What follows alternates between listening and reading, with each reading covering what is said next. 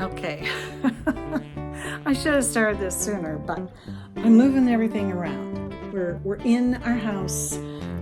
My quilting studio has been moved around several times as we keep unloading things from the storage unit, and we're trying to get everything into the house and everything out of the storage zone.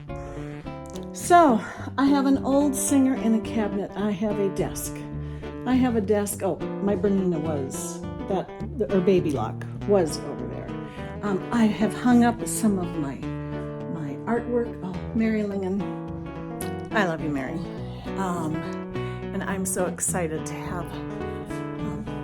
There's that one over here too. I have 3 pieces of Mary Lingen artwork up here in my happy little corner. And yeah, anyway, we are moving things around. I have 2 great big tables that my sweet hubby, Mr.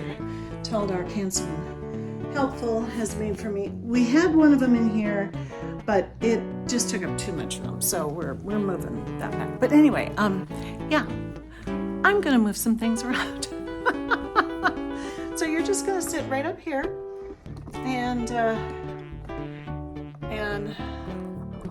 watch me move stuff. Hope you enjoy this.